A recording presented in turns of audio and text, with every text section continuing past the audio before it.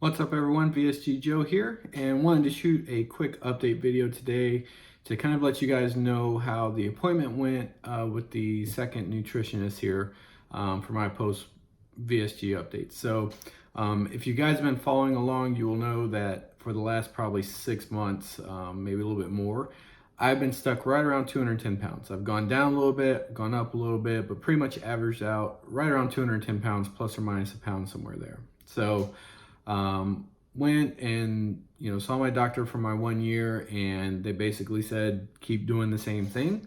There really wasn't much help or interest in anything outside of our standard diet, which is for my surgery center, it was 1 protein shake in the morning and then 2 meals throughout the day. So basically 3 meals per day, one of those being a protein shake.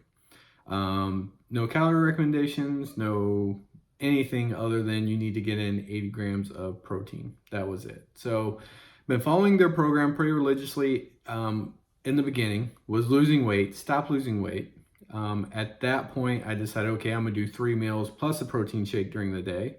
And when I started doing that, started losing weight again, eventually stopped losing weight again. So at that point, I tried, keto, low carb, 4 meals a day, 5 meals a day, all kinds of other stuff, and really just wasn't getting anywhere. So about during my 1 year anniversary, I decided I would make an appointment to go see the dietitian again, see if I can get her advice, and then just kind of talking it over after I made that appointment. Me and my wife, who had also had RNY surgery through that same practice, decided we know what they're going to say. They're going to say 2 meals and protein shake.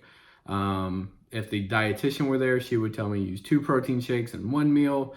The surgeon doesn't want us using more than a protein shake a day. They want us getting our nutrition through actual food. So we decided I was going to cancel that appointment.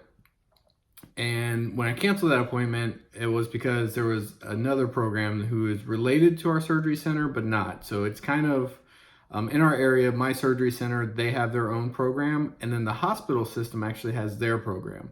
They're wildly different programs, to be honest with you. That being said, the arm that I went to see of that is kind of a free resource for both the people that go to where I had my surgery plus the hospital center. So they're a free resource, but they do have to kind of say, okay, this is my advice based because you're with this program or you're with this program. But they can kind of give you resources from either side. So that being said, I went to see them, try to get an update on how things were. And I'll be honest with you, spoiler alert, I'm not 100% sold that I got a whole lot out of it, but I'll tell you guys what happened and you can kind of make your opinion there as well. So that being said, so I went to see the dietitian and, went in friendly enough, brought my printout from MyFitnessPal so she can take a look at it. We went over it and, she's looking at it and we're just kind of noting some stuff that she sees that, maybe we can change and stuff like that. Basically, what she wanted me to do was this. This look familiar to everybody? This is basically your 6-inch plate, protein on half, non-starchy vegetables, and then starchy stuff up here, right? If you are a weight loss patient and you haven't seen this plate at some point, I don't know what your center is doing. I don't know. This is like standard literature for everybody. It's about the only standard there is that you're going to have a plate that looks somewhat like this. Maybe a 60-40 with a starchy, non-starchy, something like that instead of half and half. But pretty much fill your plate half with protein, a quarter of it with non-starchy vegetables, and then the other quarter of it with, your starches. So beans or, corn, potatoes, whatever. So that was it. And we talked about it, with, in regard to my meal plan. The meal plan from the surgery center where I went to, it's pretty much the same. They want you to have, 3 to 4 ounces of protein, then non-starchy vegetables. And then if you still have room, you can have the starches. Well, for me, by the time I get through my protein and, a little bit of non-starchy vegetables, I'm done. I'm full already. There's not really any room there. And so that's kind of the same, only with the other program, they actually will say, we'll take 2 bites of protein and then a bite of starchy or non-starchy and then 2 more bites and then bag. So you're not necessarily eating and filling up all on protein. One thing she did tell me is once you get over 60 grams of protein, you're pretty much set at that point. You don't really have to worry about losing muscle or anything like that. So that kind of is different than advice than what I got before. And then she went through my food log for MyFitnessPal, and basically she wanted me to cut back on saturated fats. And I told her, we had been adding fats into the diet, basically to try to get the calorie count up to see if that would help move the needle. But that was it. I'll be honest, guys, she really, I don't think, told me anything I didn't know. The 2 things she did point out was saturated fats, so keep those down. And really that's just holistic and wanting to keep me from wanting to get my cholesterol down, because she did note that my cholesterol was high, which it was. My surgeon wasn't worried about it. She said, surgeon's not worried about it. She's not worried about it either. So that being said, keep your saturated fats low. So she wanted me to work on that, and that I will, which is pretty easy. I can cut out pepperoni and cheese, and that's probably half the saturated fats that I'm getting right now.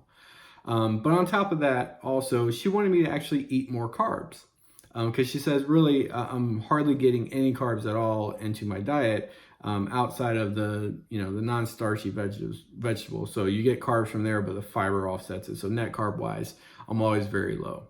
So she wanted me to eat more carbs. I don't know how I feel about that. So, little sidebar. The day of my appointment with the dietitian, I actually woke up, used the bathroom, weighed myself. Standard routine in the morning, right, guys? If you've had bariatric surgery, it's pretty much the routine for most people. I was down to 209. So I lost a pound and a half overnight. Don't know why. Hadn't changed anything. Diet was no different. Just gone. This morning I woke up and I'm down to 208.4. So another half a pound gone. So now I don't want to make any changes to my diet because I lost a pound and a half over the last 2 days. Don't know why. Don't know how. Just gone. So, but back to the nutritionist. So basically, add a little bit more carbs into my diet and then get rid of some of the saturated fat. That was really it. So we got towards the end of the appointment, and I asked her, I was like, when I made this appointment, I was really looking for a recommendation on calories, on, macronutrients, things of that nature, so that we can kind of make sure I'm in the right spot. And if it's a plateau, it's a plateau. Seems kind of long for a plateau, but it is what it is, right? If I'm where I'm supposed to be, then we'll figure that piece of it out. And she basically told me what other people have said. There's not really a set calorie recommendation for you, or for anyone. There's not a set macronutrient. If it were, that you plugged in this formula and everyone lost weight, then everyone would probably be able to do that. So I kind of respected her decision there. So you're asking me, okay, well, what do you do? Because it doesn't seem like a whole lot of value. And to be honest, up until that point in the conversation, I was feeling the same way. Kind of disappointed. I'm like, okay, so burnt some time off of work, come and saw this person. They knew what I was looking for. They weren't able to deliver. So what are we doing here? What did I actually gain? And I didn't really think much. And then she asked me, she said, well, where did you want to be? And I said, well, we were shooting for 180, but really, I've said all along, and you guys have seen it in my previous videos, I want to be a healthy body fat percentage. So for guys, that's under 20% body fat is considered healthy. So somewhere between 14 and 20% is what I've seen. Some of those go up to like 21, 22. Some of them go down to like 12, but between 14 and 20, I'm a happy guy, I guess. And then she asked me, she said, okay, so that being said, if it's not 180 pounds, what do you think your body fat percentage is? And I said, well, I'm sure from what I'm looking at, it's probably 30, 32% still. So I'm still a long way off. My body fat percentage from their scale that kind of tests that when I go on there, because obviously anytime you see anyone, they weigh you in. So it was actually at 28% or 27 point something.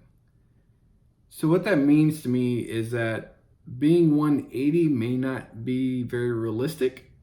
And that's fine if it is, it's fine if it's not.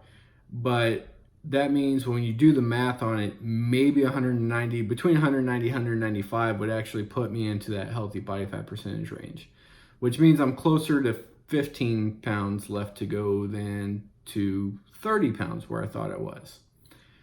At 15 pounds left, everyone knows that's going to be much harder to obtain than getting down to, than losing 30 pounds. You're 30 pounds out, you can still lose weight pretty well. If you're truly 15 pounds out, then that's a lot different. So that piece of it, kind of took me aback. I was like, okay, hold on a second. There's no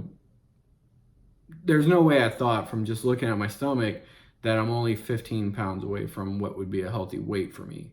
I'm 195 pounds on a 5'9" frame, seems still very heavy to me. However, we're kind of going to play it by ear, I guess. So I've never been thin. I don't know what that's going to look like on me, to be honest with you. My earliest weight that I can remember was in 7th grade. I was already over 220 pounds. So I don't know, maybe I'm going to be closer to 190 than 180. And if that's the case, then that's fine. So I got home, I'm telling my wife all this information that I got from her and we kind of said the same thing. I don't think that's the case. So lo and behold, our bathroom scale measures body fat percentage with, water, lean weight, and all that good stuff. I don't know how accurate these scales are. I've always heard probably the best scale was I think it's called a DEXA scan, where it kind of measures bone density and fat and all that good stuff, and it can give you a really accurate reading. But I jumped on my scale, and as of this morning, it's saying it's 27.1%. Now, I'll be honest, I didn't know this, 27.1% body fat. So I'll be honest, I didn't know this. I usually get on the scale and then get off before it does all the other calculations. Like once it tells me the weight, that's really all I was actually concerned with. See if I'm still losing weight. So, but yeah, so it was at 27, just over 27% this morning. Yesterday, because we started doing the same thing as soon as we heard that from the doctor, and my wife pointed out, hey, this will actually measure your body fat. Why don't you get on it? Got on it, and lo and behold, I was 27.7, I think, yesterday. So that being said, if that's accurate, then I'm only about 7% body fat left, which is only about 12 pounds. If you're doing a straight calculation, I don't think it works that way because obviously your bones aren't going to shrink as you lose weight. So I don't know. Math says that's about 15 pounds. What it actually is, I don't know. So where do you go from here? I'm going to be honest. Right now, I'm not going to change a whole lot. So I just lost 1.5 pounds over the last couple of days. I'm going to keep going how we're going for right now. And then in a couple of weeks, I'm going to look back and say, okay, did my body just go into a long drought and now it's starting to lose weight again?